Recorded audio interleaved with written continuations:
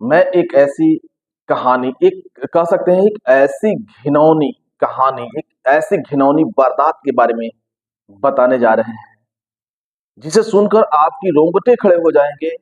आप कभी आपने विश्वास नहीं किया होगा, कभी आपने सोचा नहीं होगा कि क्या ऐसे भी होता है।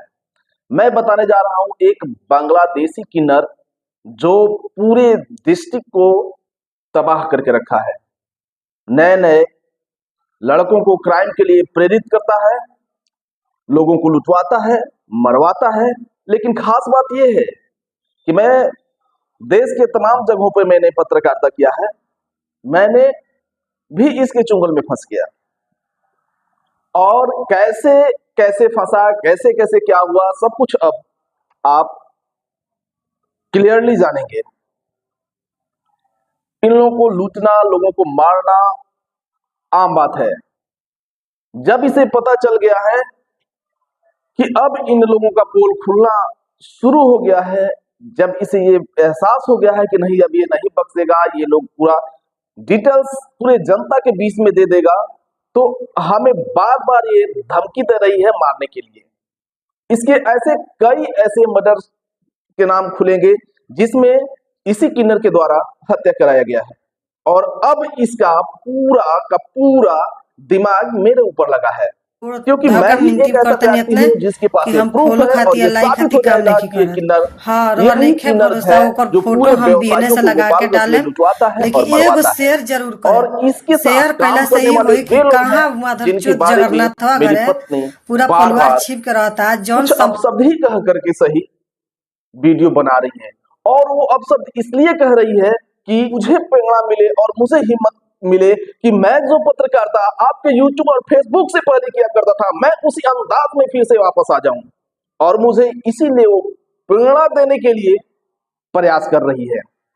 मैं देखता हूं कि बहुत सारे लोग कमेंट भी करते हैं, उल्टा सीधा करते हैं कि लाइक पाने के लिए सब्सक्राइब कर। अरे यार, कुछ भी नहीं, मैं तो एक शिक्षक हूं और बहुत अच्छा पढ़ाना जानता हूं।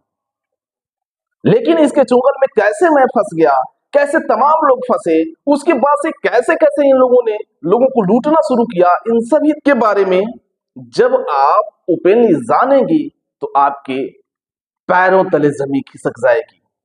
आप शायद सोचा भी नहीं होंगे कि ऐसा भी होता है। क्या लगता है आपको कि कुछ लोग कमेंट करते हैं, कहते हैं कि ऐसा नहीं है, आप लोग थाना में क्यों नहीं गए, पुलिस के नहीं पास क्यों नहीं गए। मैं वो भी सबूत आपके पास पेश करूंगा। मैं सीधे तौर पे मैं एसपी साहब के पास गया, एसपी साहब को सारी दस्तान मैंने सुनाने के प्रयास किया और मैंने लास्ट शब्द में कहा था कि this is the very critical and this is the very. दोस्तों, लेकिन मेरे बातों को दरकिनार किया गया। मुझे समझ में नहीं आता है कि जनता का सेवा करने के लिए जनता के ही पैसों से चलने वाली वो सरकार और उनके पुलिस अधिकारी, पूरी की पूरी ये जो टीम है, फेल्योर है। मैं तो ये भी कहूंगा कि नीतीश कुमार को अगर बर्बाद करने के पीछे अगर किसी का हाथ है तो किन्नरों का हाथ है। अब आप कहेंगे कि कैसे, क्योंकि इनके द्वारा जो क्राइम किया जाता है और जिस तरह से नए लड़कों को ट्रेन करके और उन्हें फील्ड में उतारा जाता है क्राइम करने के लिए और लोगों को मरवा दिया जाता है, जो इसके खिलाफ जाते हैं उन्हें ये मरवाते हैं।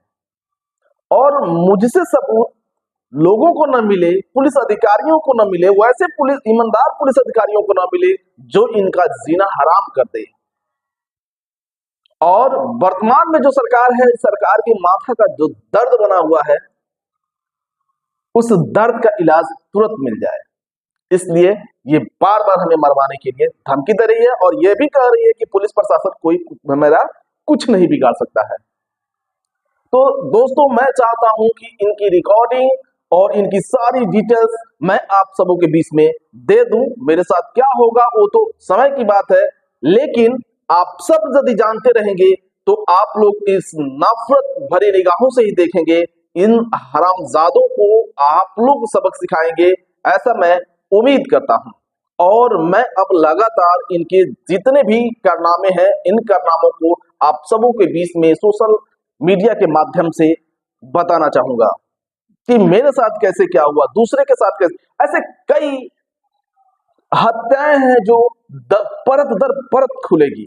ऐसे कई गोपालगंज जिला ही नहीं बल्कि सिवान, गोपालगंज, छपरा और आपका कुशीनगर और बगल का जिला है एक देवरिया।